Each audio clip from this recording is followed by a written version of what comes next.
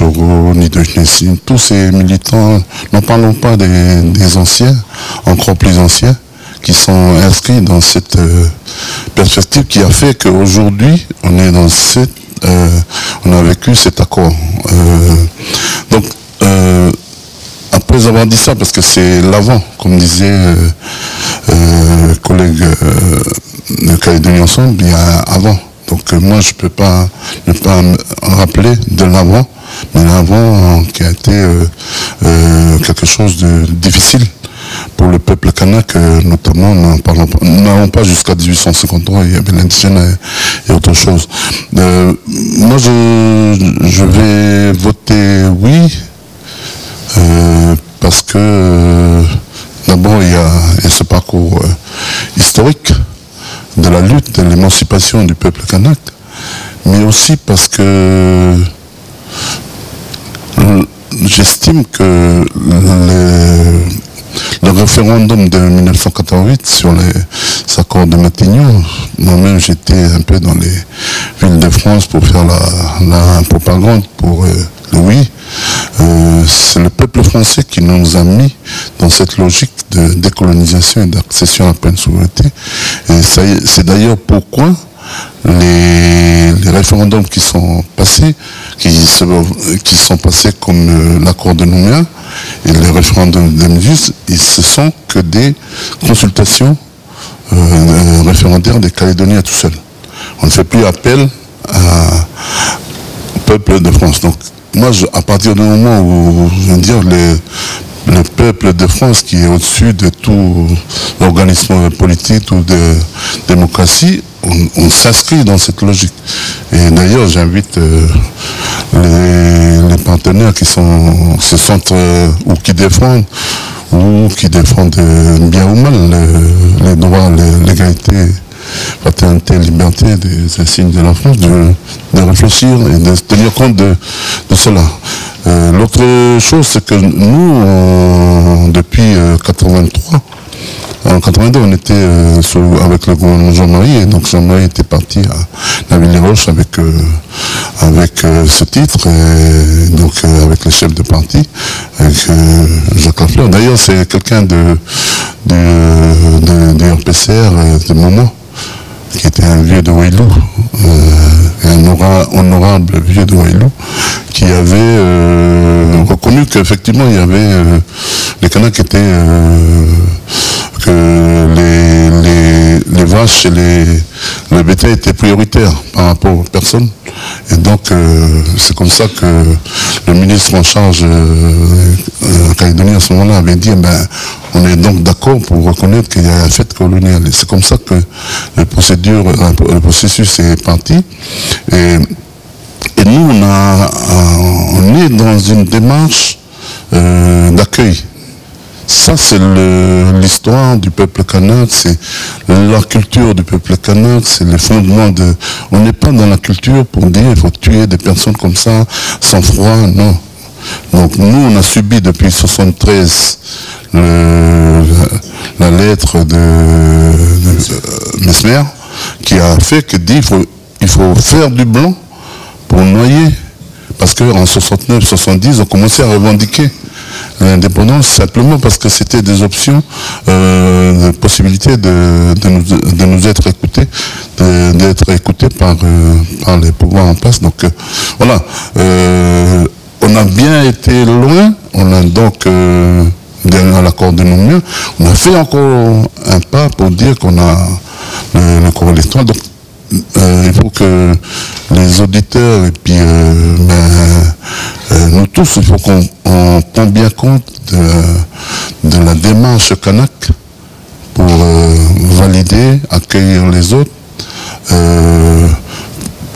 pour dire qu'on a transformé les actes de colonisation en accueil.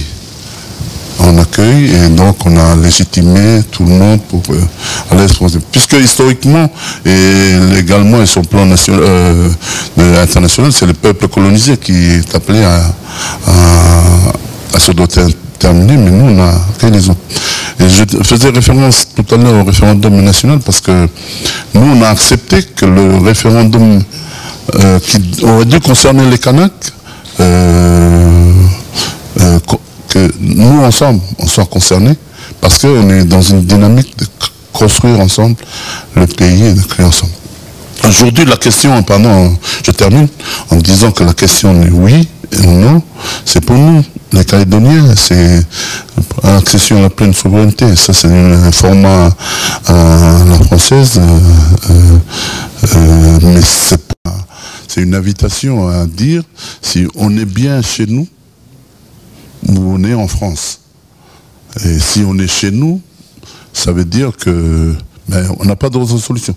Ceux qui se sentent de chez nous, il faut qu'ils votent oui. Après, le débat dans la gestion ou dans la mise en place des processus, des accords à coopération et tout ça, la présence française, on n'est pas contre la France. On est pour la France, mais d'égal à égal. Pas entre un rapport de domination et dominé. Et donc, moi, je voterai oui. D'ailleurs, j'invite les collègues aussi à voter oui, parce qu'on les a déjà acceptés, et que donc, il faut partir, et on n'a même pas eu besoin de les accepter, parce qu'ils font partie, même s'ils disent qu'il n'y a pas de deuxième peuple. Moi, j'ai toujours pensé que les Caldos sont les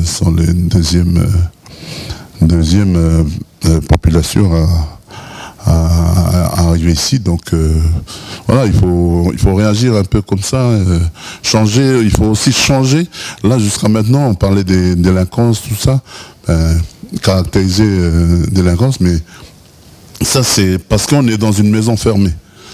Donc voter oui, c'est ouvrir les portes et essayer de faire autre chose. Et j'aimerais que les autres se mettent à notre place, ils réfléchissent. Si jamais on était arrivé au oui, comment on va faire? Merci. Merci, M. Lallier, donc, pour cette intervention. Je crois que... J'étais un peu long ici. M. Gambé, vous avez aussi des choses à dire par rapport à la question qui a été posée au départ. C'est-à-dire, pourquoi le oui? Un peu à l'histoire de France. Et lorsque j'ai regardé la manière dont Vercingétorix a voulu se libérer de l'occupation romaine, je me suis dit, mais il est fou. Les Romains ont apporté énormément de choses dans la civilisation. Mais ce qui ne l'a pas empêché de revendiquer sa liberté par rapport à César. Ça a été pareil du temps de Charlemagne contre les musulmans, contre les Arabes, ou alors encore les Français contre les Anglais, du temps de Jeanne d'Arc. L'identité est un élément très structurant et qui ne se marchande pas. Ça ne se marchande pas sur le plan économique ou autre, bien que ce soit des déterminants importants, mais ça ne se marchande pas. Et je dis cela parce que lorsque l'on lit cette fois-ci l'histoire de la Nouvelle-Calédonie, sans vouloir remuer le passé, etc.,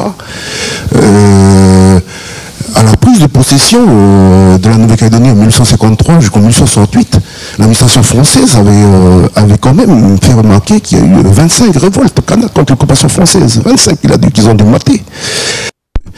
Mais en même temps, il s'exprime par un espèce de mal-être.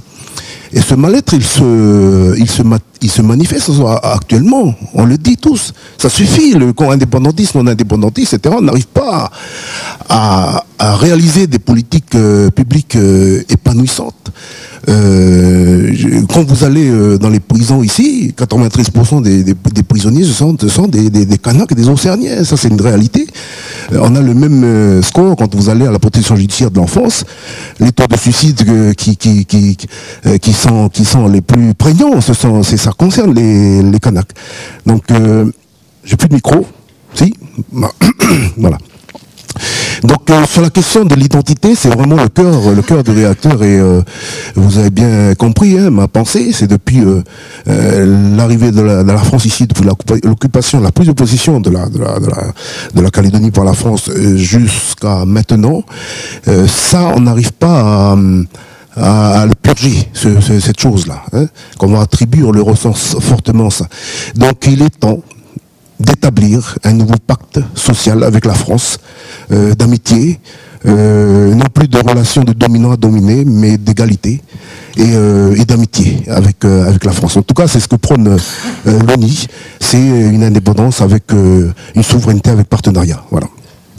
Voilà, après ces différentes interventions, je pense que les auditeurs ont bien compris que chacun a pu prendre la parole donc en ces débuts d'émission. Maintenant, il faut poursuivre donc la discussion. Pour les partisans de l'indépendance, est-ce que vous êtes d'accord avec ce qui a été dit par vos collègues à l'instant et pour vous aussi? Si vous voulez intervenir, donc maintenant, on laisse la parole à chacun, au moins une vingtaine de minutes. Monsieur Dunoyer, vous avez demandé la parole. Oui, merci de me redonner la parole. Je voulais réagir dans la continuité d'ailleurs de la question que vous posez. Jacques Lallier et Claude Gambé ont rappelé, c'était l'essentiel de leurs propos, une histoire qui a été notamment douloureuse, violente, et qui, je le rappelle, a été reconnue par le préambule de l'accord de Nouméa. Alors, ça n'efface pas, mais il ne faut pas non plus considérer que ceux indépendantistes et non-indépendantistes qui ont voulu, avec l'État, que l'État reconnaisse les ombres et les lumières, c'est la formule de l'accord de Nouméa, il ne faut pas considérer que cette phrase n'avait pas de sens ou pas de portée. Sa portée, c'était justement de reconnaître toute la partie qui a été rappelée des ombres de la colonisation et des lumières. Deuxième chose que je voudrais indiquer, le 4 novembre 2018, quoi qu'il arrive, quel que soit le résultat, nous allons franchir une nouvelle étape du destin commun.